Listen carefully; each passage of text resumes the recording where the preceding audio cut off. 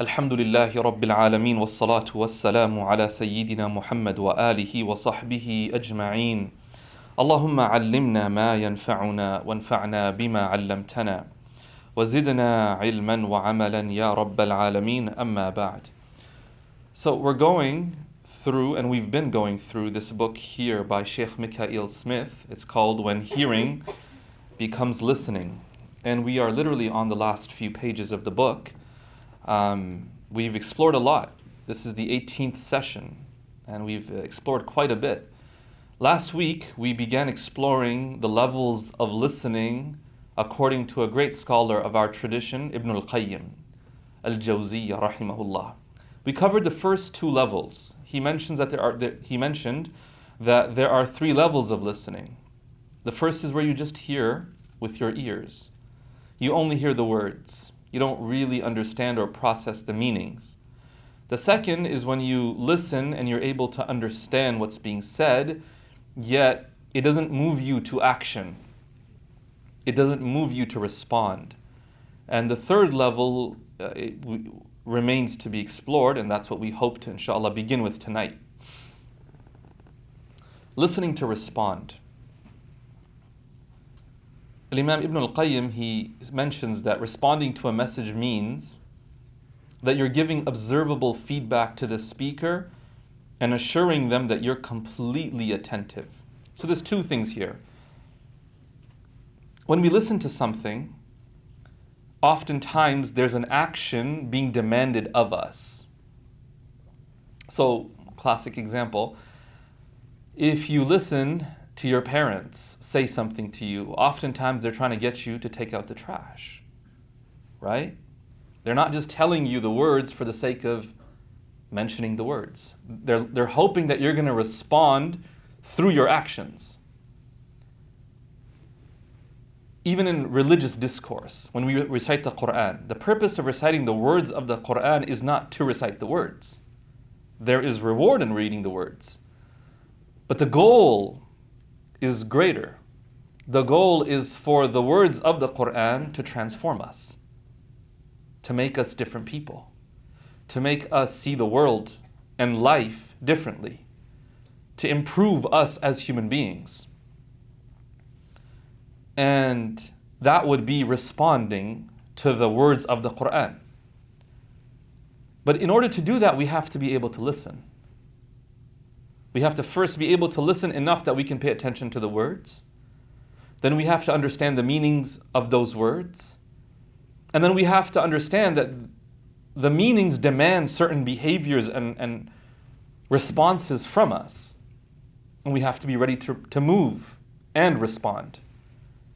That's one level of responding to a message. Allah mentions this in the Quran. Ya ayyuha alladhina amanu istajibu lillahi wa lirrasul idha da'akum lima yuhyikum.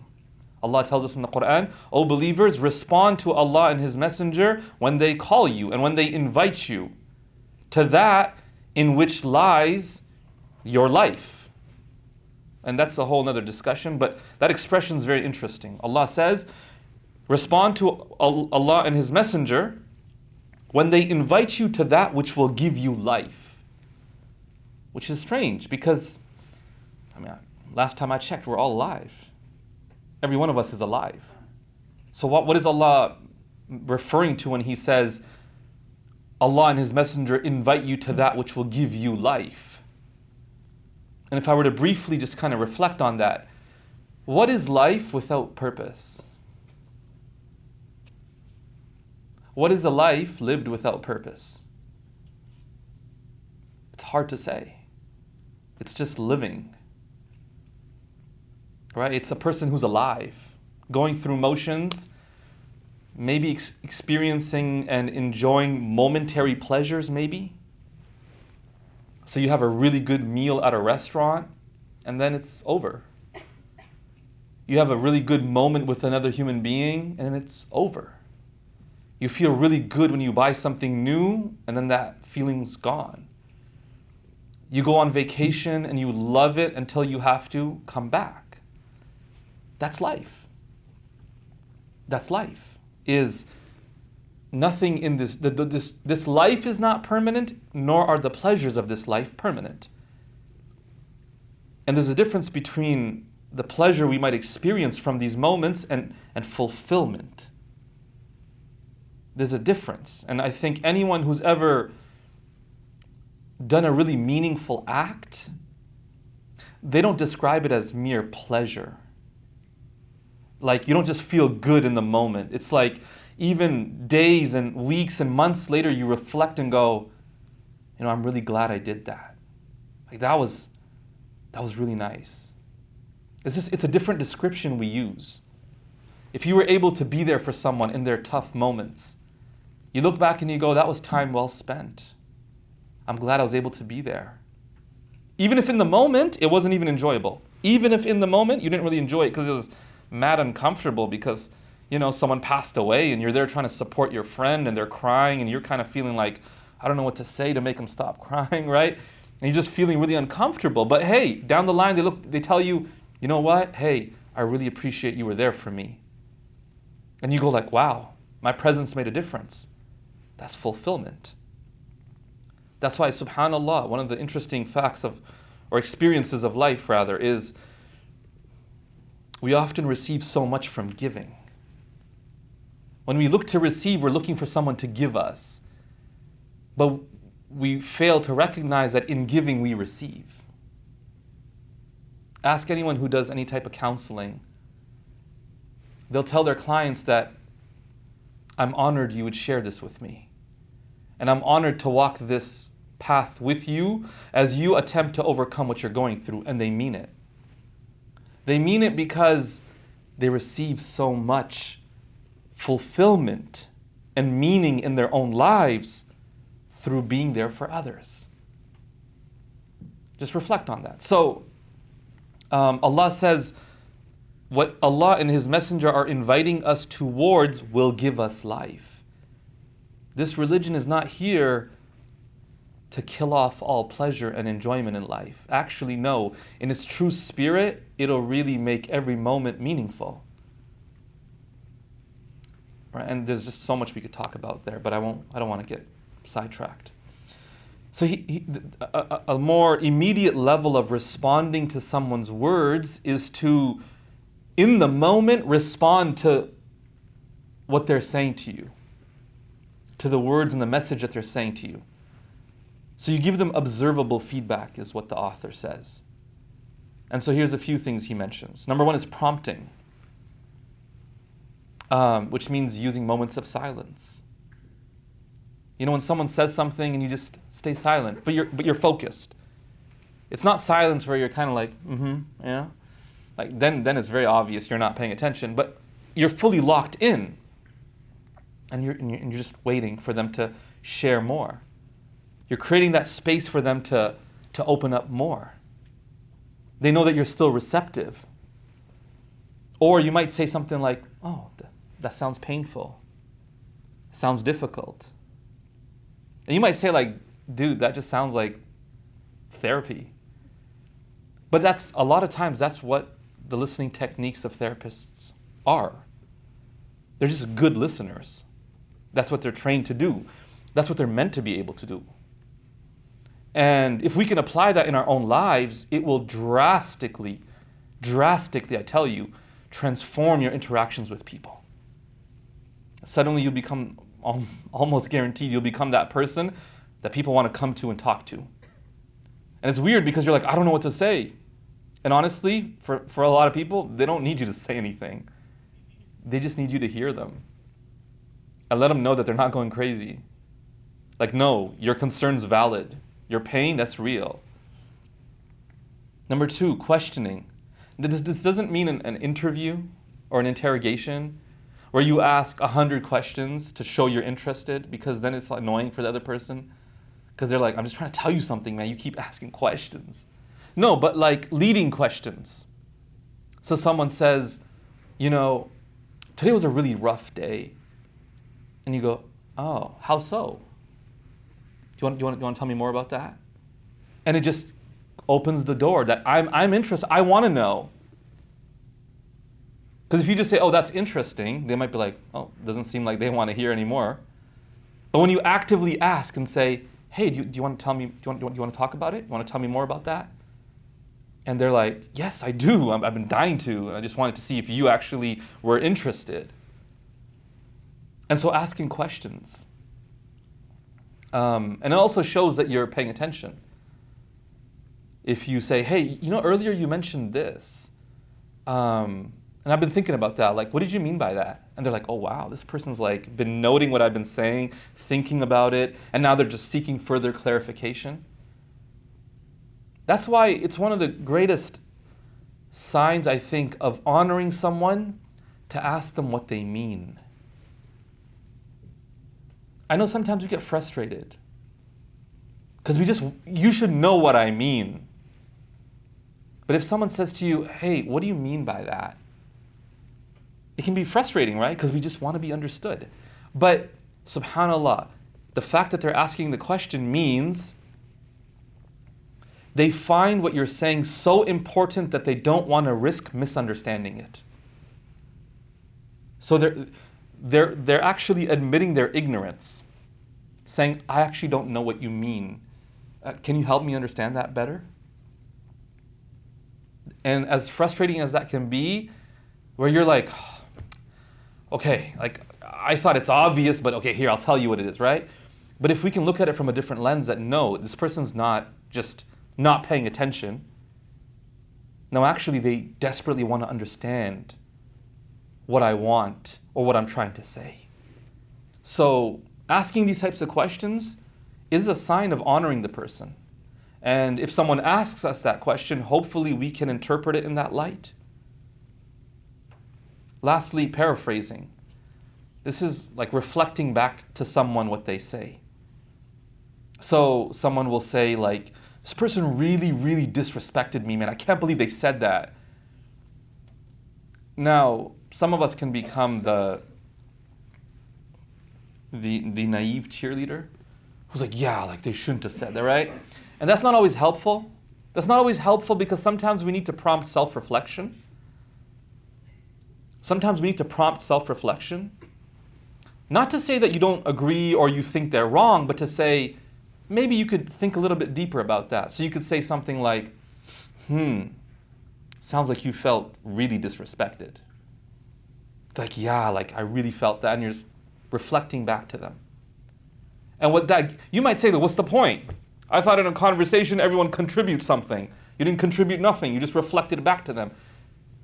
It shows you're paying attention. It shows that you are not only hearing their words, but you're understanding how it made them feel. It's another common technique of therapists. Just reflect back. Just reflect back. Paraphrase. So what I'm hearing is this. You ever heard those words? So what I'm hearing is, and they'll just let you know that this is what I'm understanding from what you're saying. And it's crazy because you might think like, there's no point of that. We're going to get to this going forward, inshallah. The benefits of when someone listens carefully and doesn't even necessarily give us advice or share insights that are unique to what we're saying. No, just this. Prompting, questioning, paraphrasing, how powerful that is. And obviously body language. One of the most common things we're expected to do is to mirror through our facial expressions what the person is experiencing. And people are we're always, when we're talking to someone, we're watching their expressions. Including me, by the way. As I'm speaking, I am observing. So if I say something and someone makes a face and goes, I know I might have said something that's not clear. No, and so then I kind of go, okay, I think I need to clarify that. Let me think. If someone laughs, I'm like, wait, did I say something funny that I didn't even realize? Did I mispronounce something? We're always watching, every one of us, in every conversation. We're observing. And that's why we do this. You know what I'm talking about? Some of you just did this, right? Well, because that lets the person know, I'm with you. I'm with you. As far as you're going, I'm with you. I've come this far. And if you don't understand, what do we do when we don't understand? When someone says something really like questionable, what do? Right? No, that's what we do. We don't, and you don't have to teach that. We kind of just go, and then the other person goes, oh, we're not walking together anymore. So let me pause and let's revisit that. Right? Nod with me that you're with me. Right? It's weird when we talk about these things that we all do, and now we're suddenly putting a spotlight on it. And you feel so super self-conscious right now, right? You're like, I want to nod my head, but then I feel weird doing it after he just talked about it. I know what you. I know it's strange. You see what I just did there? I reflected back to you what I perceive to be how you're feeling. Do you understand? So we're kind of moving together here. Okay, what do we get from deep listening? Interesting what he says here, right? He says, what do we gain from deep listening? He doesn't say, what do you have to offer through deep listening? He said, what do we gain from deep listening? Not what do we have to offer through deep listening. We often think if I'm listening deeply to somebody, I'm actually giving them something. He's saying, no, there's actually a lot that you as a deep listener, you gain. He says the reason why we must become better listeners could be simplified down to one word: connection. One word: connection. The listener, by means of his or her awareness and emotional investment, is connected to themselves, is connected to others, and ultimately when they turn their direction towards him, they're connected to Allah. And then through their listening, they're able to help others connect to themselves, others, and Allah. The foundation of all connection is the ability to listen. Is the ability to listen. That's interesting because we might say, no, the foundation is communication. It's being able to share. No? And sharing is extremely important. But if you have no one to share with, then it's not really a conversation. It's just a back and forth monologue. I have my spiel, then you have your spiel, and I have my spiel, and none of us is really trying to transcend the boundary between us to get to the other person's side. And nobody wants that. We don't want that. You know what's extremely interesting? And how many of you have done this? When you actually can't even make sense of your own thoughts, you're just feeling mad confused, and you want to talk to someone about it. How many of you? That's fascinating. Because one might assume that if I'm confused, I actually don't have anything to say to anybody else. Because I don't know what I'm thinking myself. So how could I go and start telling someone else? But how many of you have found so much benefit in just trying to talk through those thoughts like, hey, should I apply to that job? But the recruiter, you're just back and forth. But then I also want to go on a vacation here, and if I apply and they hire me, then I can't. I don't want to start off first week, be like, can I go on vacation? Like, what should I do? And you're really torn. So you reach out to somebody and you just kind of dump it on them, right? You just like, here, listen. And they're just like catching it all, like, oh, okay, let's walk through this. What's number one priority? And they start kind of helping you make sense of it. That's the power of listening. And you feel so supported. You're able to better make sense of yourself. That person helped you make sense of yourself. They gave you a perspective you didn't have. Isn't that, I find that to be one of the greatest blessings, is if somebody can show me something that I didn't know about myself. That's why it's so valuable to talk to people who are very different than you. Because they will challenge you. Not even like intentionally. You'll be like, yeah, of course we believe this. And they're like, no, we don't. You're like, oh, snap. Okay. So where's the difference here? Like, why do we think so differently? That's what you think. Oh, I never even thought about that. That's an interesting angle. I mean, I disagree, but I never really considered that angle could even be approached from. So, and that's the issue with echo chambers. And that's part of the problem with algorithms, is it just exacerbates the echo chamber. It gives you back whatever it is that you put in. Right? Y'all ever like saved something and then regretted it? Because the algorithm's like, oh, you saved this, so it means you want more of this. You're like, no, I just wanted this one. And the algorithm, mashallah, right? It's like, boom. Do y'all ever have this feeling like your algorithm has days? Like today's just like a recipe day. It's just like food all day. You're like, what happened today? And like other days, your algorithm's like poetry. Like, okay, I guess we're doing poetry today. Like, what's on the menu for the algorithm? You never have that? Okay, only me. Okay, thanks guys. I feel very alone right now. See, you're supposed to affirm me. What's all this listening, guys? Let's call it a day. I'm just joking. But you get what I'm saying? Like that's other people can help us make sense of ourselves. The shallow listener, the author says, by contrast, can't even help themselves and are also disconnected from others, and eventually even from Allah due to their inability to listen deeply. This is a powerful point. If you walk away with this point, man, this could do a lot for you. The way that you think about, interact with, and treat others is going to be likely how you treat yourself. Understand this. If you're really judgmental towards others, you're probably also really judgmental towards yourself. If you don't have the capacity to listen to other people, you probably don't have the capacity to listen to yourself. For a lot of people, it's very hard to understand their relation to themselves. One way to make sense of that is, well, what's your relation to others? What's your relation to others? Why might you have no boundaries with others? Because you have no boundaries for yourself. Why do you not have boundaries for yourself? Because you don't think you're important. You only draw boundaries and protect things that you find are important. If you don't think you have self-worth and anything worth protecting, you will not draw boundaries.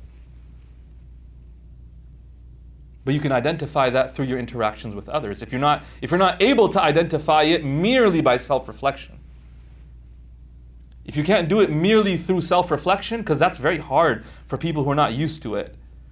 It's a lot of times it's more obvious if you just think about how you interact with others. That's what he's saying. If you can't listen to other people, you probably will not be able to listen to yourself because you haven't developed a skill. And once you develop the skill to listen to others, you can apply that to yourself. The author, he says, society is like a brick wall. And just as the Prophet ﷺ explained, each brick supports and reinforces the other.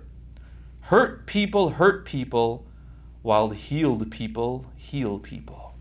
What's he talking about? He's talking about this hadith. He doesn't quote the hadith explicitly, but this is the hadith he's talking about in Bukhari and Muslim.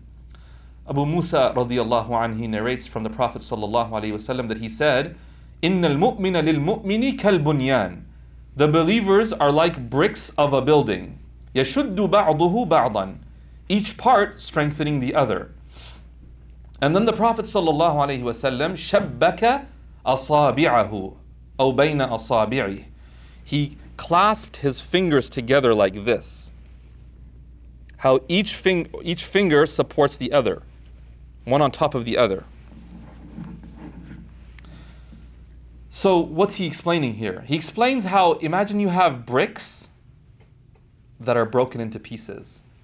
Can you use them to build a structure? The brick itself is broken. It's not going to be able to hold up other bricks, is it? Because it's in pieces. How can it be used then to support other bricks? Which bricks are capable of supporting other bricks? Whole bricks. Bricks that are not cracked into pieces. That's what he's saying here. He's saying, hurt people hurt people. When there's a brick that's broken, it'll crumble, and those around them will crumble. And those around will crumble not due to their own inherent brokenness, but because of the brokenness of this one brick. How many people does it take to ruin a house? One person. To really just cause everyone misery. Do you see the importance of why every one of us needs to really focus on ourselves? Before we try to solve the problems of the world, recognize it only takes one human being to ruin one family, to wreak havoc in a classroom. One person. But what's incredible is that healed people heal people. Sometimes it just takes one person putting work into themselves to bring about change in a number of people around them. No? Have you never seen that? One person said, you know what? I need to do better. I need to break the cycle. They put in so much work to ensure that whatever they went through, the struggles, difficulties, pain, they don't put their children through it. They don't put their future spouse through it. And they change things. One person. And subhanAllah, because of them, they produce so much khair and goodness in the people around them. And that could be any one of us. The Prophet ﷺ is the perfect example of this. One man whose goodness and khair was so powerful that it changed not his family only, it changed not just society, but it changed the world. Literally, here we are today in 2024, still proclaiming to be followers of the Prophet Muhammad ﷺ. So this is a very powerful analogy he's giving here. He says another benefit of becoming better listeners is we develop what he calls inner silence. He says in the process of becoming better listeners to our parents, brothers, sisters, and friends, we will gain the added benefit of learning more about who we are. Do you avoid connecting to people? Do you need the constant approval of people? Do you trust people? All of these are questions that you will be forced to ask as you learn to listen. What's it saying here? It's saying you develop character not when you're by yourself in your room. That's easy. You develop character when interacting with others. Why? Because others are different than you. So then you run into a clash. And suddenly, you have to resolve the differences. And you have to recognize that the differences are not just a matter of what? Two different preferences. But sometimes it's a matter of stubbornness. It's a matter of unwillingness to compromise. It's a matter of not being able to even see the other person's perspective. You ever heard this about two people? They're both good people, but they're terrible for each other. You ever heard this? This expression? That when they're by themselves, they're really nice people.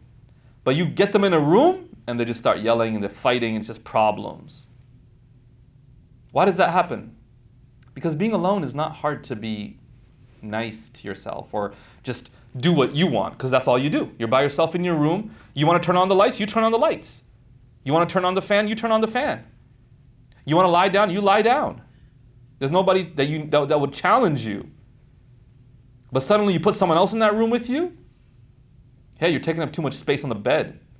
Right? People fight about that. It's a legit concern, by the way, sometimes. You know what I'm saying? Yeah. All right? Why are the clothes over there? Well, they're my clothes. I put them where I want. No, but this is our room. Do you understand what I'm trying to say here? How suddenly you bring one person in the room and all of your flaws come out. Before we start pointing fingers, look, the moment we'll say was, well, that's their problem. They don't do this and they don't do that. We could do that. But then you don't get anywhere. You don't get anywhere when you fail to realize that maybe I'm contributing to this. For example, sometimes we're so frustrated by someone's behavior that we never pause to ask why they might be behaving like that in the first place. Why does this person constantly do this XYZ behavior that I don't like? Every single time, even after I tell them. What might be a reason that they might do that? Despite being told. What are some reasons? And try to be generous before saying, well, they're just a douchebag. No, like, what's a generous reason? Yeah. Because they love you? No. Because if they love you, they would do what you said, no? No. Like, what if you're doing something back to yourself? No, like you told them to do something and they just failed to do it. For example, put the clothes in the hamper and they repeatedly don't put the clothes in the hamper. Why might they repeatedly do that? Lazy. Laziness? It could be. That's actually a generous answer, yes. They might have genuinely forgot the first time and the second time. The 15th time, it's like, still forgetting? Right? What's another reason though? Yeah. They don't have the mental capacity to deal with that. Okay. Yeah, they don't have the mental capacity, right? Absolutely, yeah. Stubbornness. I think that's a real one. Sometimes, look guys, this is an honesty hour, okay? This is an honesty hour. And if y'all cannot be honest about this, we don't need show of hands, but I just need some facial expressions, okay? How many of y'all were ready to do something, but then when your parents told you, you're like, no, I'm not doing it. Do you know what I'm talking about? Let's just be honest here. We're petty like that sometimes. We were about to go and throw the trash out, and they came along and said, hey, go throw the trash out. You're like, yeah, no, now. Now I'm just not, I conveniently didn't hear that. No, and we do that. And so, we sometimes fail to realize, I tell him 15 times, I told her 13 times. Yeah, maybe that's why. So what am I supposed to do? Not tell them? No, but maybe there's a different approach. Maybe it doesn't have to be tell them. Maybe there's a different way to understand this. The point is, when we immediately pin the blame on the other person, they just don't respect me. They don't value what I'm saying. Well, then you're not really going to get very far, because then on top of them not doing what they're meant to do, and maybe they feel a little bit guilty about it, maybe, they're going to feel misunderstood when they're accused of what? Disrespect. Because maybe they genuinely are not trying to disrespect. They just feel very offended or something. Do you understand what I'm saying here? These examples of what? Through interactions with others, number one, we're forced, if we want it to be healthy in our communication, we're forced to step out from our own perspective. Because you can't just operate from your own perspective, right? You just can't do that. At some point, there will be a conflict, a clash of opinions. So you have to try to adopt their perspective. Try to make sense of it. Try to ask them for clarification. Hey, why is it? What about this? Right? And so it does require learning about yourself. Oh, when you do this, I jump to this assumption about you. I feel this way. Why do I just jump to that assumption in particular? Because I could jump to 15 different assumptions. I chose that assumption. I reached this conclusion about what I think you're trying to convey to me. But what does that say about what I believe about myself? Do you see that? So you learn a lot. What does the author then recommend to do? He says you should talk to someone. And that's the value of good friends. That you can have a sincere, honest relationship with who can point out certain flaws. But what if you don't have a friend like that? He talks about journaling. He says it's one of the most effective tools for learning more about yourself. This is specifically when you're not just venting. The benefit of journaling is not merely cathartic. It's not just that you're able to vent, because then you might feel a little bit better, but you're not achieving self-awareness, or you're not engaging in self-reflection. Journaling ideally is more reflective in nature. This is what happened. I wonder why it happened and played out this way. What are possible reasons? What was I feeling in the moment? Well, I felt like this person really disrespected me. Do I think they're the type of person that would disrespect me? If I'm honest, no. I know them. They're not like that. But I felt disrespected. It didn't change how I felt. But I know they're not the kind of person to do that. So then what might have been their intention? And why did I jump to a conclusion and felt a certain way, even though upon reflection I realized that they wouldn't do that? Maybe I'm insecure about my own respect. Do you understand? And through that, you begin to reflect on what people's actions and interactions with you mean to you, and drew out certain reactions within yourself. Does that make sense? When someone cuts you off when you're driving and you just fly into a rage, objectively, if you describe the situation, it's pretty clear. I was driving, someone cut me off. That's the objective facts of the situation. And beyond that, I flew into a rage. But there's a question.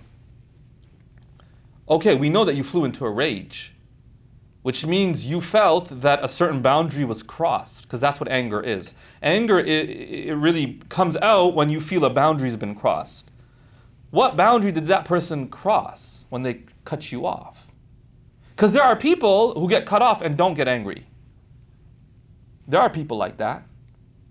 But there are people who actually fly into a rage. The question then becomes, it's not inherently the cutting off that leads to rage. It's the individual's reaction to someone cutting them off that leads to rage. What about that reaction? Can they kind of reflect on to make more sense of what it means to them? And then you could change that. You can't change when someone cuts you off. If someone chooses to cut you off, they're going to cut you off. But what you can change is your perception of it. The Stoics were very big on this idea, by the way. The Stoics, and that's why Stoic philosophy, a lot of it underlies CBT. Cognitive behavioral therapy and the techniques used are rooted in, to a large part, Stoic philosophy. The idea that between an action and a reaction, there's a gap where you get to make a decision of how you want to react. The first step is to recognize that we do have that gap and create that gap, that moment where I say, he said that or she said that. I don't have to react in a negative way. I could choose to. If I can pause, understand what impact their words are having on me right now, what's being incited within me, what I want like this knee-jerk reaction to be, but if I can catch it. Do you understand? So it does require a lot of awareness. Awareness of, and that's why if you can start to identify your triggers, you can be on the lookout. So I know typically when people do X, Y, Z, I get really upset. Now I need to be on the lookout for when that happens. So when it happens, now I'm like, it happened. Now I need to be careful. Because I know from within, this monster of rage is rising. Okay, right now I really want to lash out and scream at them. I know that's not the right response. Okay, I'm feeling like they don't care about me or how I feel about this. Okay, maybe I shouldn't have the conversation right now. Let me take a moment. I mean, that's something to learn even in relationships, especially in marital relationships. Some people want to solve the problem immediately. They can't deal with the anxiety of the tension. And some people are like, I need space. And we have to honor these differences.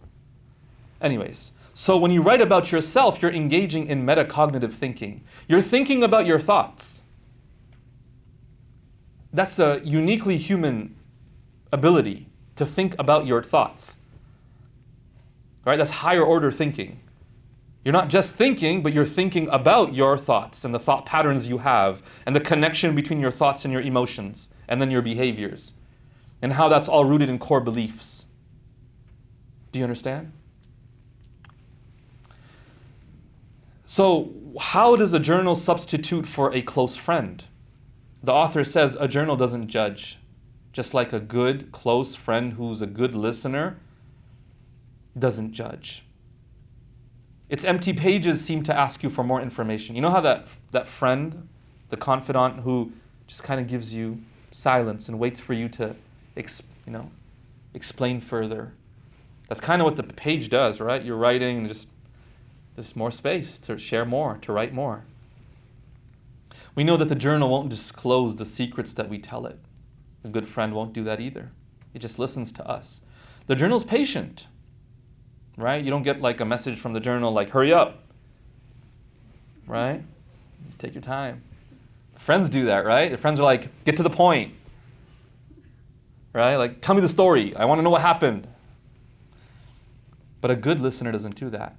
A good listener can wait to see how it unfolds and allows it to unfold and observes how it unfolds. A good listener doesn't just hear the words, but notices, are you framing yourself as the victim? Are you framing yourself as the hero? Are you acting like all of this stuff happened to you? Are you taking accountability as you narrate the story? The journal's patient as we figure out what it is that we're feeling.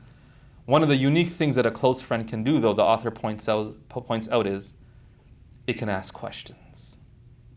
And sometimes that's one of the most valuable things we can offer. We talked about that. You know when you ask questions? Not because you agree or disagree, but you're trying to make sense of it, and in the process, they're trying to make sense of it. The author talks about how this happens a lot. Show of hands. How many of you have had this happen to you?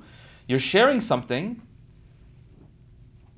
maybe how you feel or something about something, and as you're sharing it, you go, now that I say it, that sounds a little petty. Or now that when I say it out loud, I'm like, yeah, it doesn't seem like such a big deal. Y'all ever done that? Where you just kind of notice as I say it, it sounds very different. In my head, I thought it was a big deal. I thought it was a big problem. But now that I'm saying it, like, nah, it's not that big. That's the power of sharing with someone. When they ask you questions and get you to think and reflect, take a different perspective, point out something you might have missed, right? So,